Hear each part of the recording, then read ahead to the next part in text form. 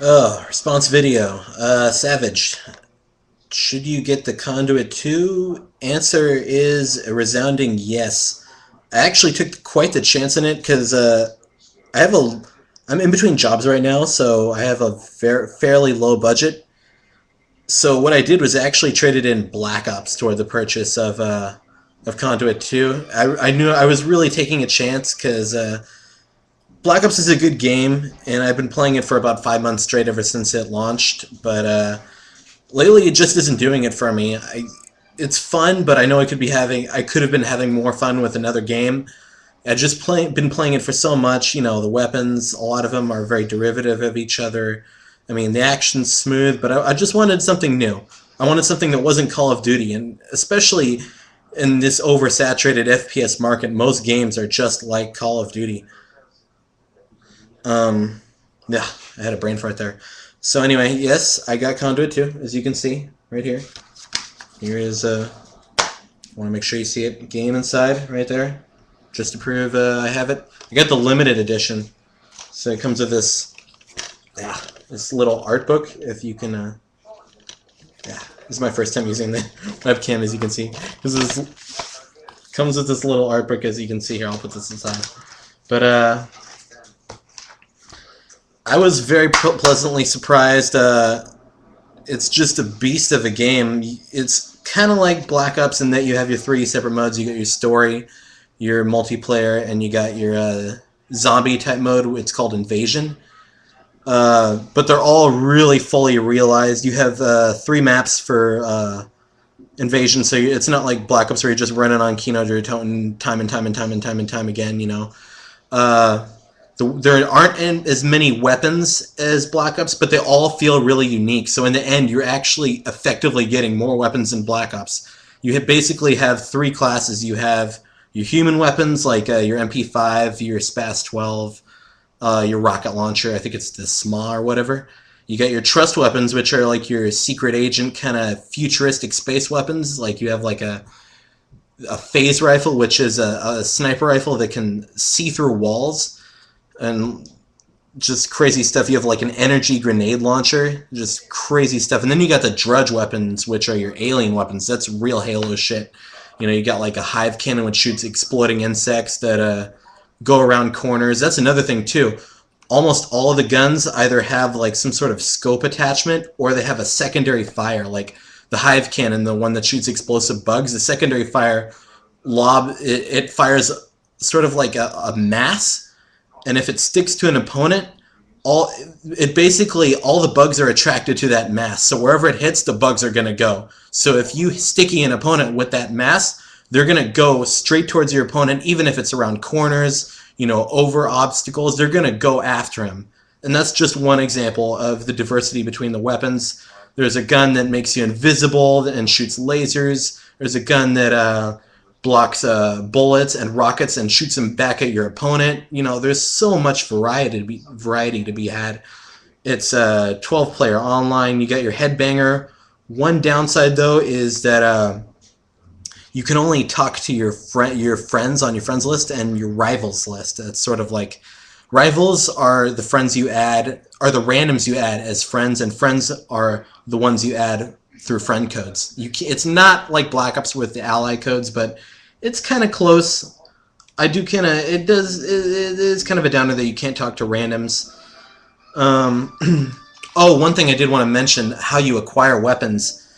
It's kind of like Black Ops where you buy your weapons, but all of them are immediately available from the start. You don't have to level up to get, you know, like you're better, like the better pistol or whatever. Excuse me. Basically, everything you do in the game gets you credits, or like the equivalent of COD points. So if you play in the story mode and you find hidden objects, or you scan things, or you beat a boss, you get credits that count towards buying shit, buying new weapons, buying new abilities.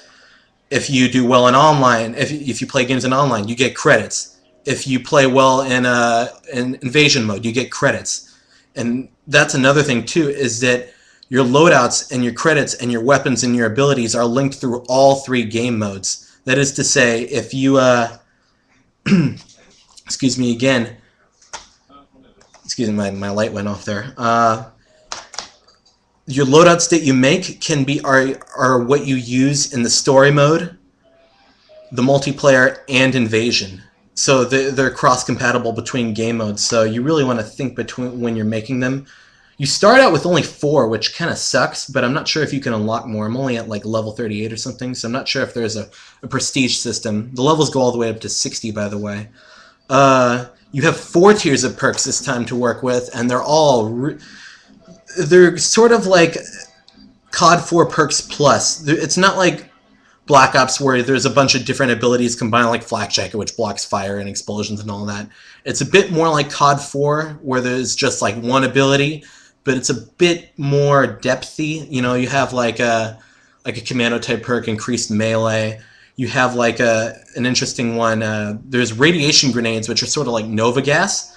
And there's a perk for them which allows you to heal your own teammates who are in the proximity of them, and it still hurts your enemies at the same time. It's kind of interesting.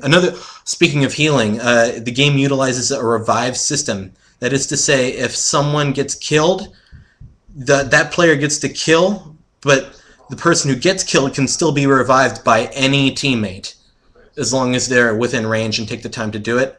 But if you kill someone and then shoot them a little bit afterwards, that prevents them from being revived. Basically, you got to kill them after you kill them to take them out permanently.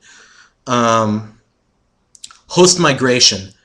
Holy shit, the first Wii shooter with host migration, and it's seamless. There's no break in the action. The game keeps on going while the host migrates. That is a welcome surprise. There's absolutely no lag at all. There's occasional frame rate drops when you're playing with more than, say, 10 people, but there's never any lag. So even if the frame rate's dropping, if you shoot at someone, you're still going to hit them. It does take a lot of bullets to hit people. It's a bit like Halo that way, or maybe Crysis. But unlike Crysis, where you have like one gun that works like a gun in Call of Duty, and the rest which work like guns in Halo, all the guns in here work like guns in, say, Halo. So it's really balanced out. I'd say the weapons are even more balanced than Black Ops, The sniper rifle is really effective. There's a perk that specifically makes it a one-shot kill, almost like the M40, but,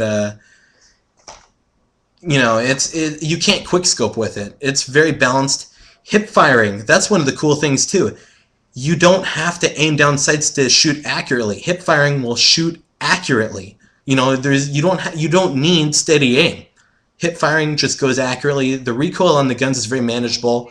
I guess since it's depicted in the future, the guns are very low recoil, so you can, as soon as you start shooting, you can just pin the trigger and you'll hit people.